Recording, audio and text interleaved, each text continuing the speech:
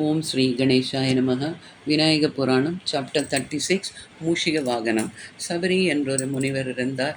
அவர் மனைவி பெயர் மனோமை. ஒரு நாள் முனிவர் நதிக்கரைக்கு நீராட சென்ற சமயத்தில் ஆகாய மார்க்கமாக சென்று கொண்டிருந்த கிரவிஞ்சன் என்னும் கந்தர்வன் ஆசிரமத்தில் உள்ள ரிஷிபத்னியான மனோமையை கண்டான். அவன் விநாயக பெருமானிடம் இடையராத பக்தி கொண்டவன். எனினும் விதிவசத்தால் மனோமை மீது மோகம் கொண்டு ஆசிரமத்துக்கு வந்து தன்னந்தனியாக இருக்கும் அவள் கையை பிடித்தான். அதனால் வெகுண்ட அவள் கண்களில் கனல் தெறிக்க அவனை பார்த்து, அடே மூடா, என்ன காரியம் செய்து விட்டாய்? என் நாயகன் இல்லாத வேளையில் உள் நுழைந்து என்னை தீண்டி விட்டாயே. என் புனித தன்மைக்கு அழிவு நேரிட வழி வகுத்து விட்டாயே. உன் துராக்கிரதமான செய்கை. அடே பதிதா, இப்போதே ஓடிப்போ, இல்லையேல் உன்னை சபித்து சாம்பலாக்கி விடுவேன் என்று கோபித்தாள். அவனோ அவள் அழகில் மயங்கியவனாய் அவள் கரத்தை விடாது நின்றான். அதே சமயம் நீராடு சென்ற முனிவரும் திரும்பிவிடவே அங்கு நிகழ்ந்தவற்றை பார்த்து பெருங்கோபம் கொண்டு, அடைய துர்தா, நீர் ஆதரவாக இருக்கும் என் மனைவியை தீண்டி அவள் கற்புக்கு பங்கம் விளைவிக்க முயன்றதற்காக நீ மண்ணை தோண்டி வழியில் பதுங்கும் மூஷிகமாக போகக் கடவாய் என்று சபித்தார். அதை கேட்ட கந்தர்வன் தன் தவற்றை உணர்ந்தவனாய் கண்கள் நீரை சொரிய ஓடி வந்து அவர் பாதங்களில் நெடுஞ்சாங்கிடையாக விழுந்தான். சுவாமி, அடியேன் மோகவசத்தால் செய்வதென்ன அறியாது பிழை புரிந்து விட்டேன். தாங்கள் தயவு செய்து என் பிழையை பொறுத்து என்னை மன்னித்து சாபம் தீர அனுகிரகிக்க வேண்டும் என்று கூறினான். அவர் மீது இரக்கம் கொண்ட முனிவரும், கந்தர்வா, அழகின் மயக்கத்திலே நீ அறிவிழந்து நடந்து கொண்டு விட்டாய். தவறை உணர்ந்து என்னையே சரணடைந்தலால் உனக்கொரு பாக்கியம் உண்டாக செய்கிறேன்.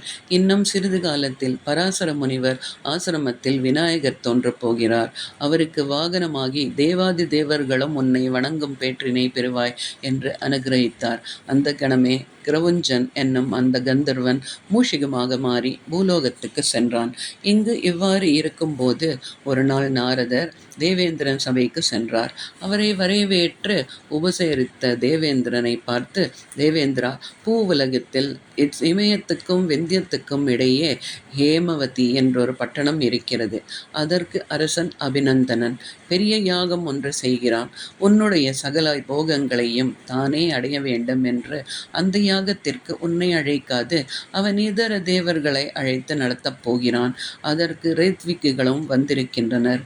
அவ்வரசனை ஜெயித்து அவன் யாகத்தை நீ அழிக்காவிடில் யாகத்தின் முதல் நாளே நீ சகல பராக்கிரமங்களையும் இழந்து தேவராஜ பதிவையையும் இழப்பாய் என்று சொன்னார்.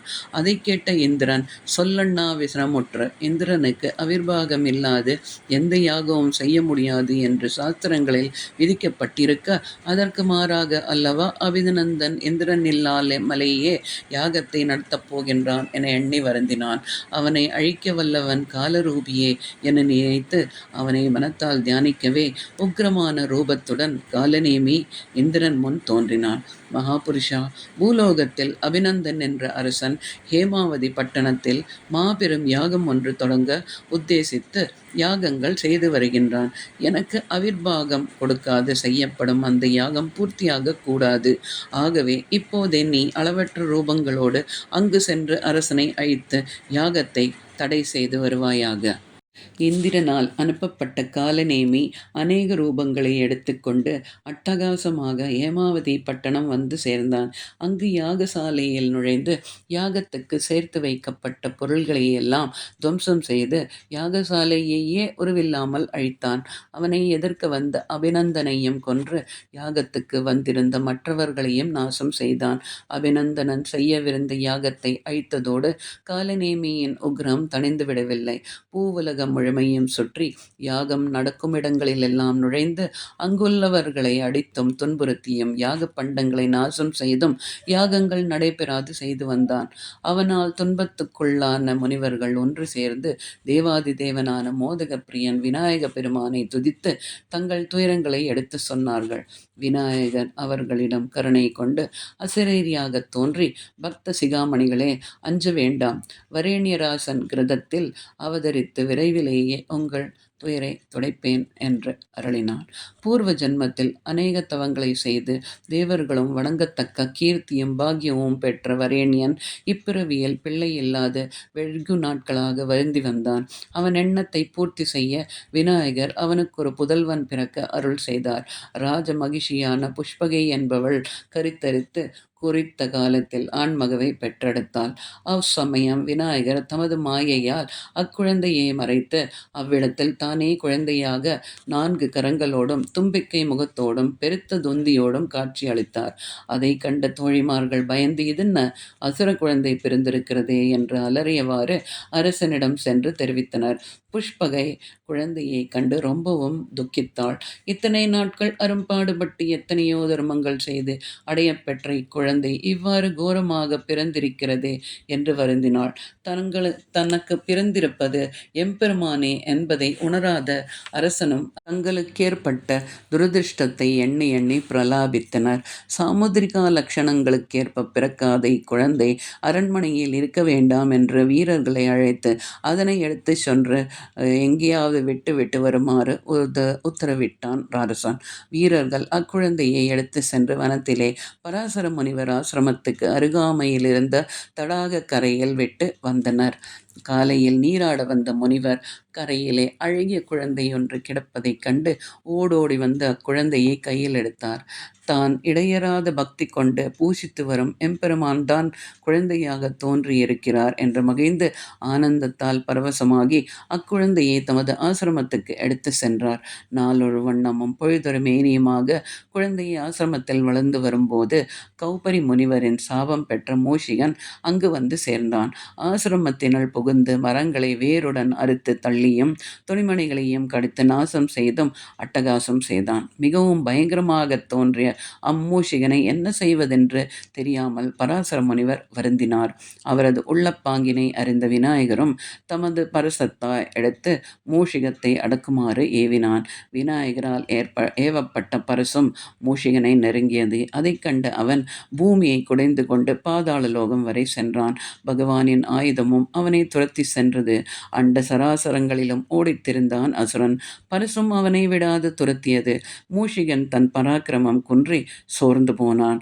பரிசு அவனை கட்டி இழுத்து வந்து விநாயகரின் முன்பு நிறுத்தியது. மூஷிகன் அவரது பாதங்களில் வீழ்ந்து கெஞ்சினான். சுவாமி, அபயம் அளிக்க வேண்டும், என்னை காப்பாற்றுங்கள். நான் பூர்வ ஜன்மத்தில் கிரவுஞ்சன் என்னும் கந்தர்வனாக இருந்தேன். காமத்தால் அருவிழந்த நான் கௌபரி முனிவர் பத்தினி பேரில் மோகமுற்று அவள் கையை பற்றினேன். அத்தவறு காரணமாக முனிவரும் என்னை மூஷிகமாக போகும்படி சவித்தார். அவர் பாதங்களில் விழுந்து என்னை மன்னிக்குமாறு வேண்டிய போது தங்களுக்கு வாகனமாகும் பாக்கியம் எனக்கு கிட்டுமாக அனுகிரகித்தார். தேவரீர் அடியேன் மீது கருணை கொண்டு என்னை கொல்லாது தங்களது வாகனமாக ஏற்றுக்கொள்ள வேண்டும் என்று வேண்டினான். விநாயகரும் அதற்கு சம்மதித்து அவனை தமது வாகனமாக ஏற்றி அவன் மீது ஆரோகணித்து அனைவருக்கும் திவ்ய தரிசனம் தந்தார். அப்போது பராசர முனிவரும் அவரை நோக்கி, சகல புவனேஸ்வரா, இந்திரனால் அபிநந்தனன் யாகத்தை அழிக்கும் பொருட்டு ஏவப்பட்ட காலநேமி என்பவன் இப்பூவலுகில் எங்கு யாகம் நிகழ்ந்தாலும் அங்கே தோன்றி அதை விடாது தடுத்து எங்களுக்கு பெருந்துன்பம் விளைவித்து வருகிறான். அவனையும் தங்கள் சம்ஹரித்து எங்களை காப்பாற்ற வேண்டும் என்று பிரார்த்தித்தனர். அந்த நேரத்தில் பிரம்மதேவனால் அனுப்பப்பட்ட இந்திராதி தேவர்கள் பராசர முனிவரின் ஆசிரமத்துக்கு வந்து சேர்ந்தனர். தனித்தனியே எத்தனையோ தவம் செய்து தேவர்களின் தரிசனம் பெற வேண்டியிருக்க அவர்கள் அனைவரும் ஒன்று கூடி தனது ஆசிரமத்திற்கு வந்தது குறித்து முனிவரும் பேரு வகை கொண்டவராய் அவர்களை வரவேற்று உபசரித்து ஆசனங்கள் அளித்து கௌரவித்தார். தேவாதி தேவர்கள் என் ஆசிரமத்துக்கு வந்ததால் என் குலப்பெருமை பன்மடங்கு ஓங்கிவிட்டது என்று மகிழ்ச்சியோடு கூறினார் முனிவர். முனிசிரேஷ்ட, காலநேமியின் அட்டகாசத்தால் பூவுலகில் யாகங்கள் நடைபெறுவதில்லை. அதனால் எங்களுக்கு அவிர்வாகம் கிடைக்காது போய்விட்டதால் எங்கள் பராக்கிரமம் குறைந்து வருகிறது. அவனை அழித்து எங்களை காக்க வல்ல ஆதி பரம்பொருளான விநாயக பெருமான் ஒருவர்தான். அப்பெருமான் தங்கள் ஆசிரமத்தில் அவதரிப்பதற்காக பிரம்மதேவனால் சொல்லப்பட்டு அவரை காண வந்துள்ளோம் என்றனர். அதே சமயம் விநாயகரும் அவர்கள் முன் மூஷிக வாகனத்தில் ஆரோகணித்து எழுந்தருளினார். அவரை கண்டதும் தேவர்கள் வணங்கி தங்கள் துன்பத்தை நீக்குமாறு வேண்டினர். தேவர்களே, இந்த கணம் முதல் அவனால் ஏற்பட்டு வரும் துன்பங்கள் ஒழிந்தன என மன்ன நிம்மதி கொள்ளுங்கள் என்று அருளி தமது சரத்திலிருந்து அங்குசத்தை எடுத்து விக்னங்கள் செய்து வரும் காலநேமியை இழுத்து வரும்படி உத்தரவிட்டு ஏவினார். இமைப்பொழுதில் அங்குசம் சகல புவனங்களையும் சுற்றி வந்து விக்னங்கள் செய்து வந்த காலநேமியை கட்டி இழுத்து வந்து பகவானின் முன்பு நிறுத்தியது. மிகவும் பயங்கரமான உருவத்தோடு கண்டோர் பயந்து நடுங்கும் கோரை பற்களும் தீக்கனல் தெரிக்கும் கண்களோடும் நிறைந்த காலநேமி விநாயகரின் பார்வையை நோக்க சக்தியற்றவனாகி எங்கிருந்தால் ஆபத்து என்பதை அறிந்து மாயையால் அங்கிருந்து மறைந்து நீர் உருக்கொண்டு பிரளயமாக பொங்கி சகல லோகங்களையும் வெள்ளத்தில் அழுத்தினான். சகல ஜீவராசிகளும் அஞ்சி நடுங்கின. தேவர்கள் பகவானை பிரார்த்தித்தனர். முனிவர்கள் தங்கள் தங்கள் ஆசிரமங்களை விட்டு பயந்து ஓடினர். எங்கும் ஒரே குழப்பம் மேலோங்கியது. அதை கண்ணுற்ற விநாயகர் தமது உள்ளங்கையை நீட்டி ஜலப்பிரவாகம் முற்றிலும் அதனில் அடங்குமாறு செய்து அதை பருக நினைத்தார். அண்ட சராசரங்களை வெள்ளத்தில் அழுத்திய காலநேமி அவரது உள்ளங்கையினுள் அடங்கிய போது தனது ஜல உருவத்தை விடுத்து காகத்தின் உருவெடுத்து பறந்து சென்றான். அவன் வலிமையினால் பர்வதங்கள் கிடுகிடுவென ஆடின. மரங்கள் வேருடன் பிடுங்கி வீழ்ந்தன. சப்த சாகரங்களும் வற்றிப் போயின. எம்பெருமானும் தமது கரத்திலிருந்த தாமரை மலரை காக்கை உருவிலிருந்து அவன் மீது வீசினார். உடனே காலநேமி தீஜ்வாலையாக மாறி எங்கு பார்த்தாலும் அதி உஷ்ணத்தை உண்டாக்கி எரித்தான். பயிர் பச்சைகள் மிருகங்கள் அத்தீயிலே எரிந்து நாசமாயின. விநாயகர் மழையாக மாறி அத்தீயை அணைக்கவே அவன் பெரும் புயலாக மாறி எங்கும் சுழண்டு அடித்து மழையை பெய்வித்தான். எம்பெருமானின் கட்டளைக்கு இணங்க மேகங்கள் உண்டாகி நீர் அனைத்தையும் உறிஞ்சின. விநாயகர் மாபெரும் பர்வதமாக உருக்கொண்டு சுழண்டு சுழண்டு அடிக்கும் புயற்காற்றை தடுத்து நிறுத்தினார். உடனே காலநேமி வஜ்ராயுதம் போல் உருவெடுத்து அப்பர்வதத்தின் மேல் பாய்ந்து தாக்கினான். விக்னங்களை அழைத்து வந்த அவனை வெல்லும் எண்ணத்தோடு விநாயகர் ஒரு சிறு வேலை எடுத்து அவனை அழிக்குமாறு விடுத்தார். கோடி சூரிய பிரகாசத்தோடு தன்னை நோக்கி வந்த வேலாயுதத்தை கண்ட காலநேமி அளவற்ற ஆயுதங்களை சிட்டித்து அதை நோக்கி ஏவினான். அவை அனைத்தும் வேலாயுதத்தால் அழிக்கப்பட்டு விட்டன. இனி தப்ப முடியாது என்பதை உணர்ந்த காலநேமி தமது உண்மையான உருவை எடுத்துக்கொண்டு விநாயகர் முன்பு வந்து அவரை பணிந்து வணங்கினான். சர்வேஸ்வரா, அடியேனை ரட்சிக்க வேண்டும். தங்களால் எடுக்கப்பட்ட வேலாயுதத்தின் சீற்றத்திலிருந்து என்னை காப்பாற்றி அருள வேண்டும். இந்திரனால் தோற்றுவிக்கப்பட்ட நான் வெறி பிடித்தவனாய் இதுகாரும் அனைவருக்கும் எண்ணற்ற துன்பங்களை அளித்து வந்தேன். தங்களால் என் வெறி அடங்கிவிட்டது. என்னை காப்பாற்றுங்கள் என்று பிரார்த்தித்தான்.